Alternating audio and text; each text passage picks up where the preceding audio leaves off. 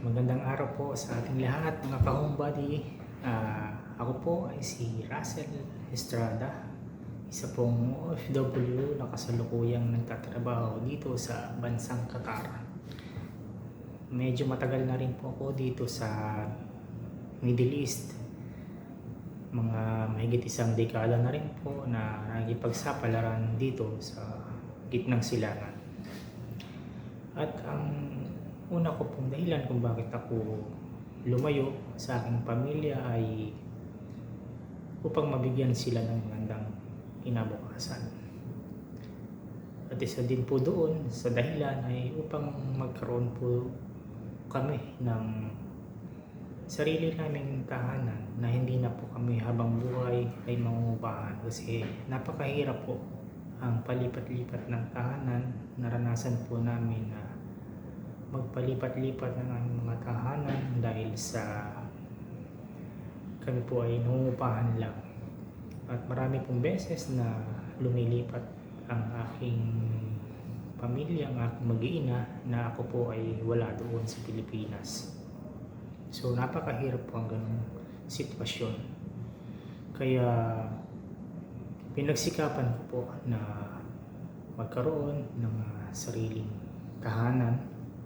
Sa awa po ng Panginoon ay nagkaroon po ito ng katuparan, at sa pagsisikap na rin po natin. Hindi man po ganoon kalaki ang aming nakuhang bahay, ay proud po ako at masasabi kong ito po ay sariling amin na, at hindi na po kami kailangan pang mangupahan. Ang channel po na ito ay ginawa ko para makatulong din po sa aking mga kapwa OFW, at ganoon din po sa ibang locally employed na kababayan natin na hindi alam kung paano mag-uumpisa na magkaroon ng sariling bahay. So napakahalaga pong parte sa paghahanap ng bahay is kung paano tayo mag-uumpisa, kasi mahirap mag-umpisa at mga papakasawalan, hindi mo alam ang step by step procedure.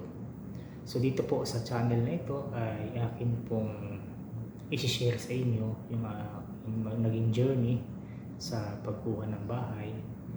Kaya magiging guide nyo po ito o basihan para sa pagkuha nyo ng pinapangarap nyong bahay. Hindi po imposible ang magkaroon ng sariling bahay. Ang kailangan lang po natin ay ang tamang kaalaman at lakas po ng loob para magkaroon na po tayo in the future ng sarili nating bahay. Dahil ramdam ko po kayo bilang isang OFW at mga kababayan natin na nagtatrabaho din sa Pilipinas, kasi dati rin po akong nangupahan. Kaya dito po sa channel na ito, ibibigyan ko po kayo ng tips kung paano natin maisa sa katuparan ang pagkakaroon ng ating sariling tahanan. Sana po ay samahan niyo po ako sa journey dito sa pagkakaroon ng YouTube channel, kung saan mag-share ako ng mga tips and awareness kung paano tayo makakakuha ng ating sariling bahay nang hindi tayo na-scam, kasi uso na po ngayon yung mga scam. So kailangan din po nating maging maingat. Sana po sama-sama nating